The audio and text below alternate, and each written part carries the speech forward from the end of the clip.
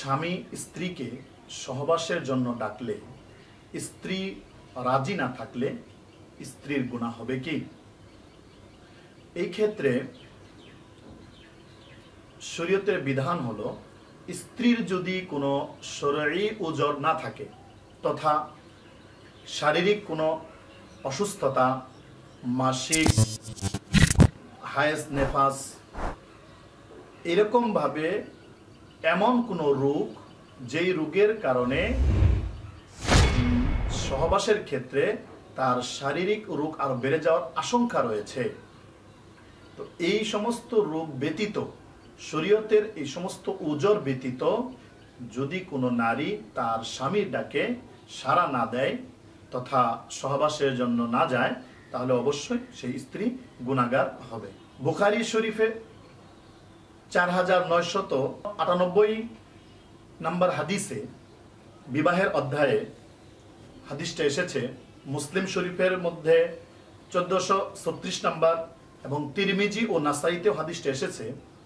হযরত আবু হুরায়রা রাদিয়াল্লাহু তাআলা আনহু থেকে বর্ণিত, আল্লাহ রাসূল সাল্লাল্লাহু আলাইহি ওয়াসাল্লাম ইরশাদ করেছেন,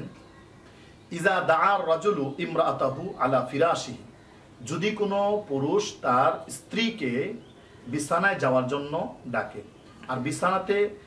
ডাকে কোন উদ্দেশ্যে এটা তো আমরা সকলেই বুঝি, তথা সহবাসের জন্য যদি ডাকে, ফাআবাত আন তাজিয়া, যদি স্ত্রী অস্বীকার করে তথা সহবাসের ক্ষেত্রে সুযোগ না দেয়, বিছানায় না যায়, তো আল্লাহ রাসূল সাল্লাল্লাহু আলাইহি ওয়াসাল্লাম বলেন, লানাতহাল মালাইকাতু হাত্তা তুসবিহা, আল্লাহ রাব্বুল আলামিনের ফেরেশতারা তার উপরে লানত বর্ষণ করে সকাল পর্যন্ত। আমরা বুঝতে পারলাম যে অবশ্যই এটা গুনাহ, যে স্বামীর ডাকে সাড়া না দেওয়া। এছাড়া বুখারী শরীফের অন্য আরেকটি হাদিসের মধ্যে এসেছে, আল্লাহ রাসূল সাল্লাল্লাহু আলাইহি ওয়াসাল্লাম ইরশাদ করেছেন, যদি কোনো স্বামী তার স্ত্রীকে সহবাসের জন্য ডাকে আর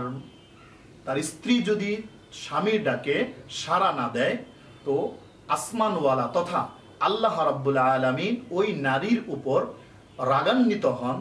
এবং তার উপর আল্লাহ রাব্বুল আলামিন রাগ করে থাকেন যতক্ষণ না সে